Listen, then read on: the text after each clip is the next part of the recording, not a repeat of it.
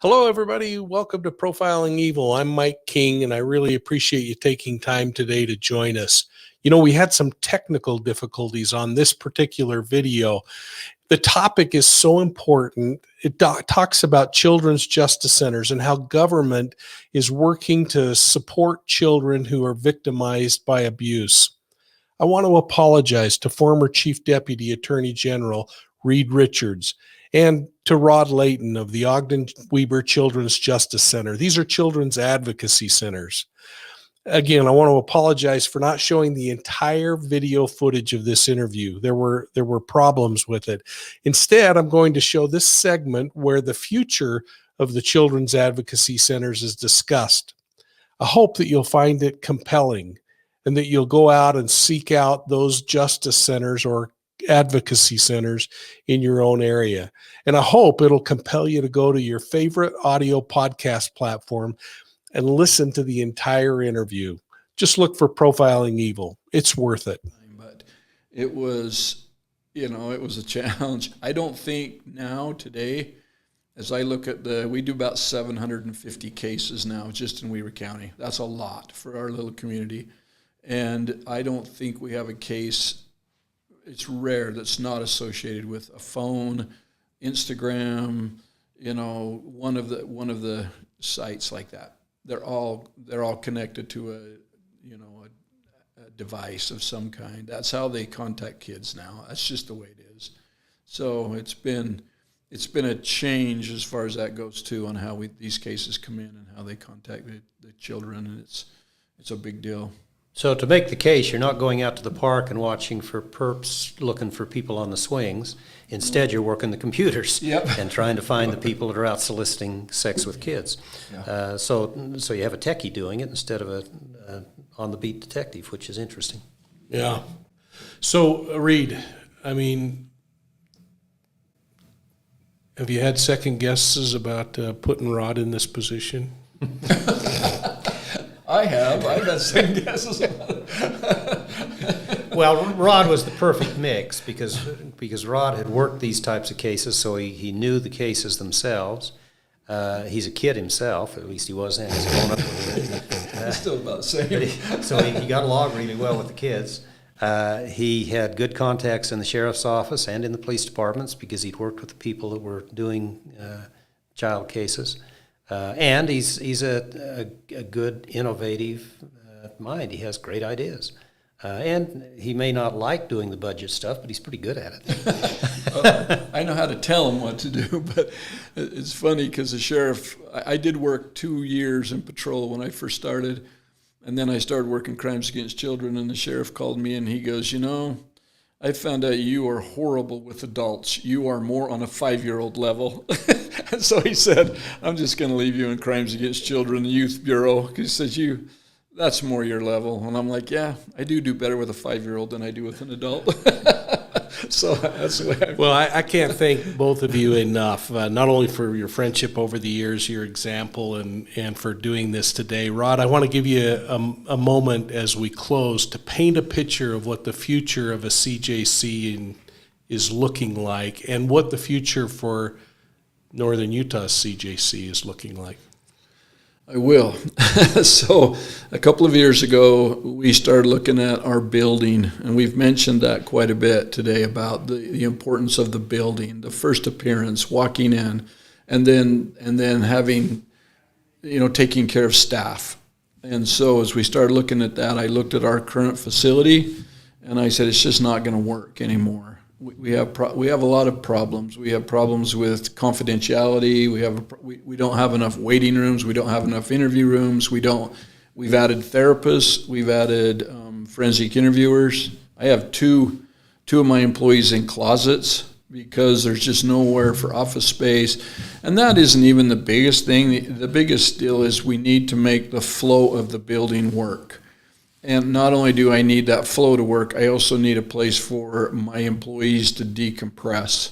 Even a little terrace out back, a view of the mountains. You think of those things and you think that's not important. It's tremendously important. And so we started the process, and we're now looking to build a new facility. A lot of the CJCs they find a building and retrofit it to what they need. I don't want to do that, and my staff doesn't want to do that.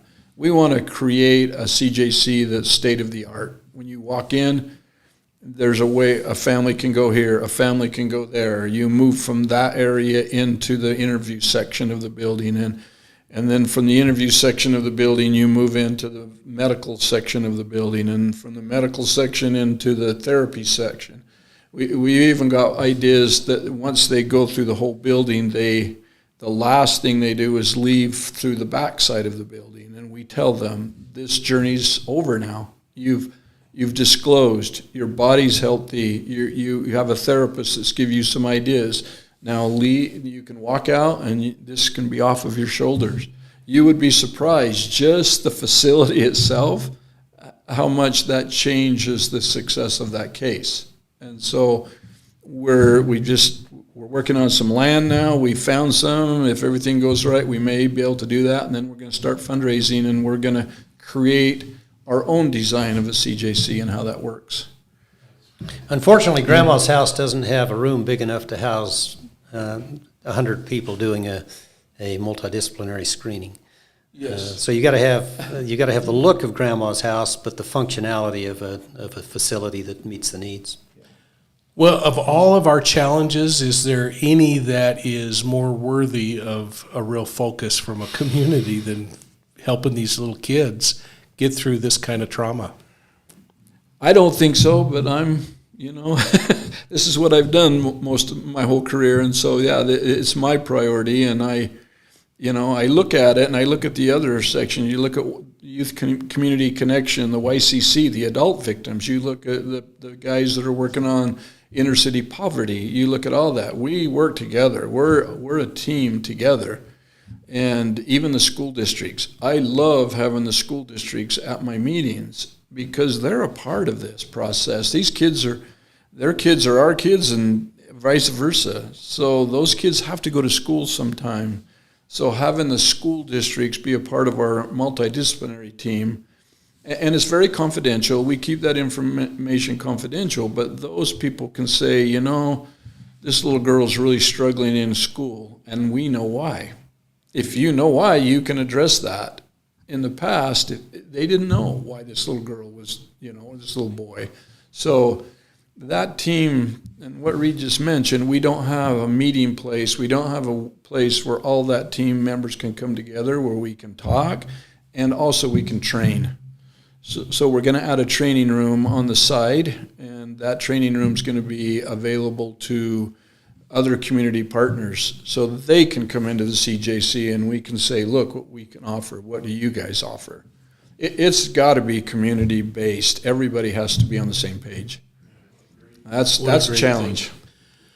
Well, please pass on to your staff how much we appreciate them, and from all of this family at Profiling Evil, which now reaches numbers of hundreds and hundreds of thousands every month that look at this content. We would encourage them to go to their web browser and look up their local Children's Justice Center anywhere. By the way, Utah's unique in the name. We call them Children's Justice Centers. If they're looking for it outside of Utah, they're called Child Advocacy Centers. Same thing, but we like the justice rather than the advocacy. So there you go, folks. Look for a Children's Advocacy Center anywhere across the United States and consider donating to them and their efforts. And, of course, you're always welcome to donate here to Northern Utah to the Children's Justice Center, and you can find them through online at, what's the web address? It's CJCogden. .org. CJCogden.org. And we'll post that down below for you folks. So from all of us at Profiling Evil, thanks so much, guys. I really appreciate you taking time. This has been really educational and so fun to reminisce about some of the old days. And we'll look forward to getting you back. This is something I hope I can just commit you to coming back sometime, will you? Yes, absolutely. Sure. I'll come back. Okay, I had to look at them each in the eye, folks, to get them to agree to it, but we'll get them back. So from all of us at Profiling Evil, thanks, and we hope you have a good day. Again, folks, thanks so much for joining. Please go to your favorite podcast platform and look for Profiling Evil. This week's podcast on the Children's Advocacy Center should be at the top of the list, so don't pass up the chance to get to it, listen to the full interview, and of course, listen to our other podcasts. Hey, and by the way, did you know that we're donating the proceeds from my book, Deceived, an investigative memoir of the Zion Society cult, to build a new children's justice center in northern Utah? You know, we just didn't feel like we could personally profit from the horrors that the children in this case endured. Some stories are really difficult to tell, but we felt like it needed to be shared. You can be part of the solution by purchasing the book on Amazon or profilingevil.com.